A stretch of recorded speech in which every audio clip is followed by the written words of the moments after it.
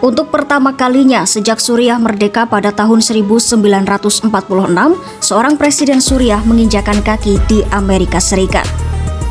Presiden Suriah Ahmed al-Shara tiba di Washington DC pada Sabtu 8 November 2025 waktu setempat. Kunjungannya menjadi momen bersejarah yang menandai babak baru hubungan Suriah dan Amerika Serikat, dua negara yang selama puluhan tahun dikenal saling bermusuhan.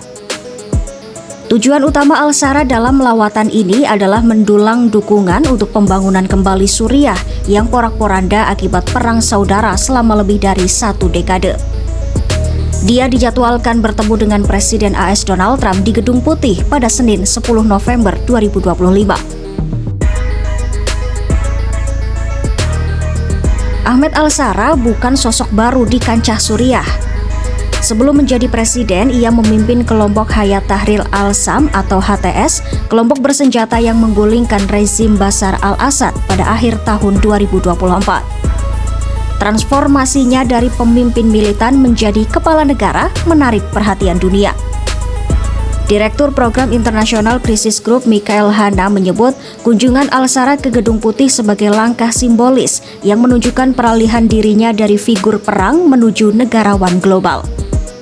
Kini, al-Shara berusaha menampilkan wajah Suriah yang lebih moderat dan terbuka terhadap dunia.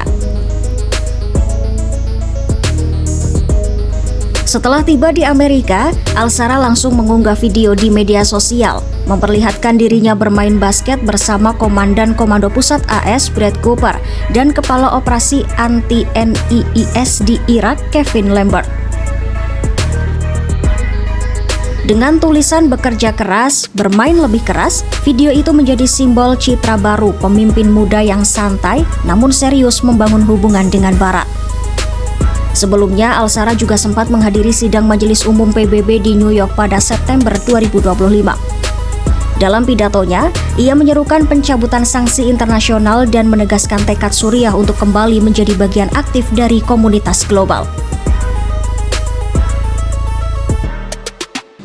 Salah satu fokus utama kunjungan al-Shara ke AS adalah pencabutan Undang-Undang Kaisar, paket sanksi Amerika yang diberlakukan sejak 2019 terhadap pemerintah Suriah era Assad karena pelanggaran HAM.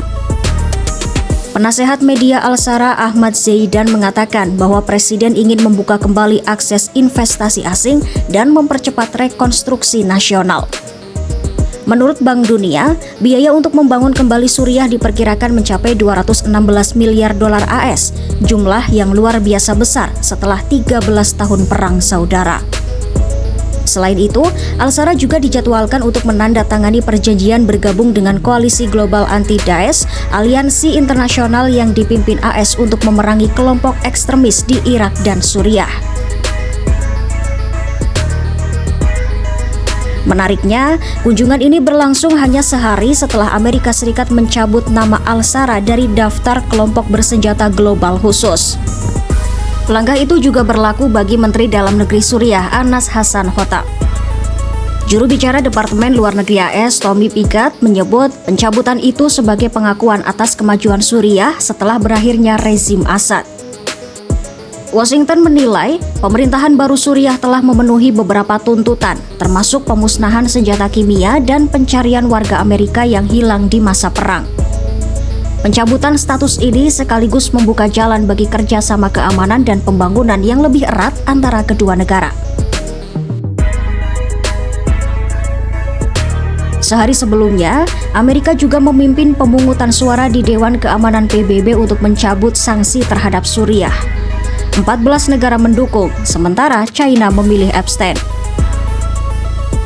Duta Besar Suriah untuk PBB Ibrahim Olabi menyebut langkah itu sebagai awal kebangkitan Suriah di kancah internasional. Tapi tidak semua pihak sependapat. China menilai resolusi itu belum cukup menjawab isu keamanan dan penanggulangan ekstremisme di Suriah, terutama terkait kelompok Gerakan Kemerdekaan Turkestan Timur yang masih aktif di beberapa wilayah. Meski masih banyak tantangan, kunjungan Ahmed al-Shara ke Amerika Serikat jelas menjadi momen simbolis yang kuat. Dari pemimpin medan perang, kini ia menjadi tamu kehormatan di Gedung Putih. Dari yang negara selama puluhan tahun dikucilkan, kini Suriah mulai kembali diterima di panggung dunia.